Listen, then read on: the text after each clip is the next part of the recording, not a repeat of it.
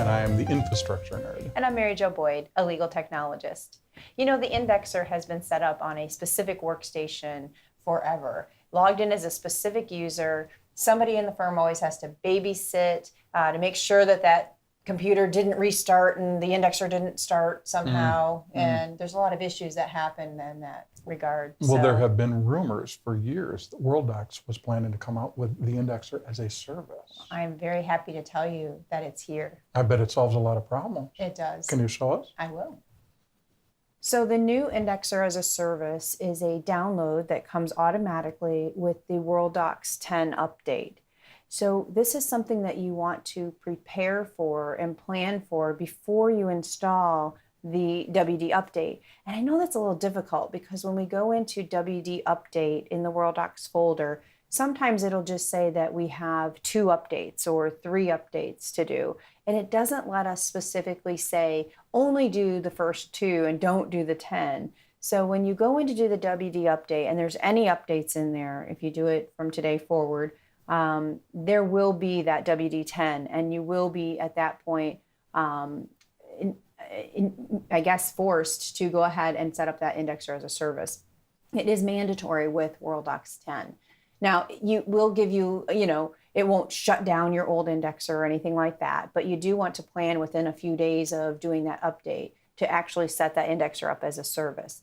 Now, it's not a bad thing. This is going to be a really good thing that will run in the background. You don't have to babysit it anymore. It's going to be a service. So if the computer restarts, the services will restart. If there's any updates that need to be done on the machine, it'll just go ahead and do those updates. It won't affect that. It'll just restart those services automatically. It also gives you a console. A lot of people are used to seeing that little dashboard view, and they come in and they know the indexer is running because they'll see every 5 seconds it's counting down and those documents are being indexed, and you can see that right on the screen.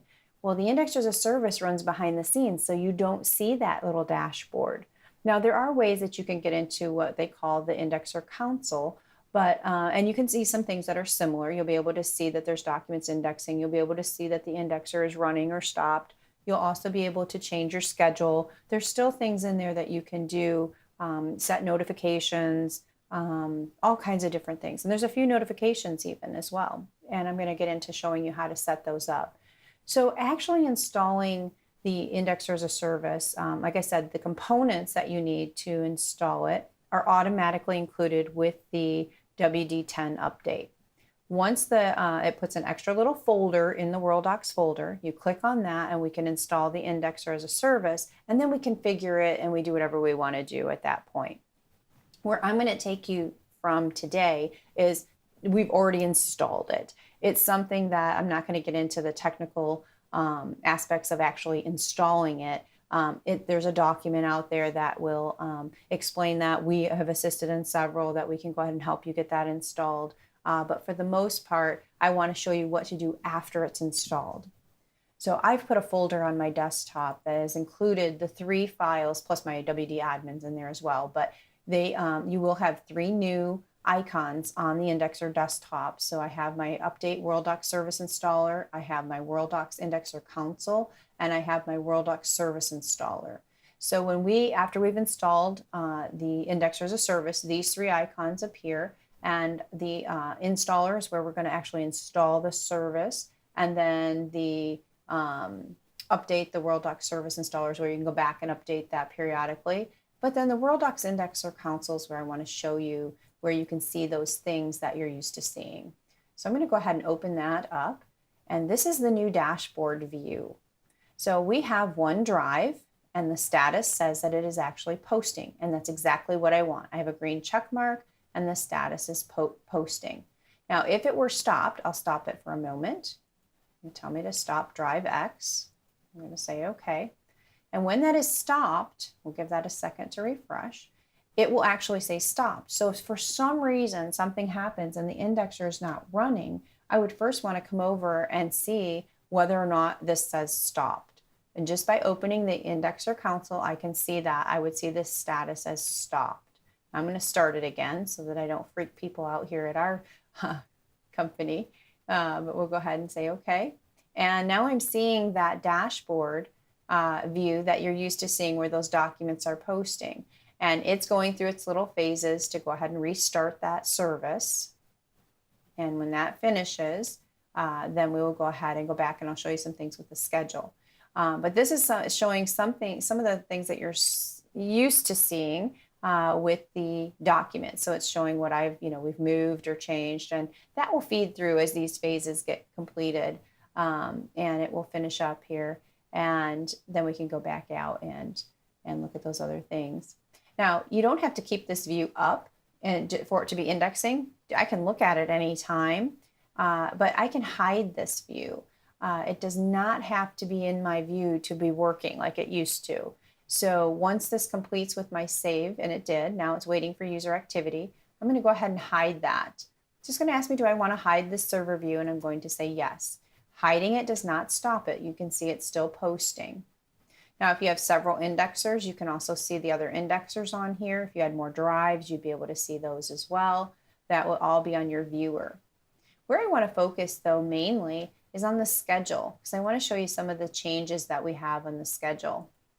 The biggest one that I like is they've now added a way for you to go ahead and send a service status. Now, before we used to have the WD info, and you could put that on your desktop and go check and see whether the indexer was running or anything like that.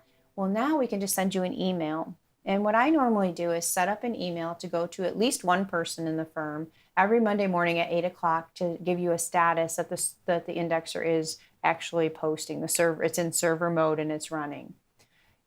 After I've set that up to send the server status once a week, if for any reason the indexer stops, whatever time of the week, it will automatically then send an email as well.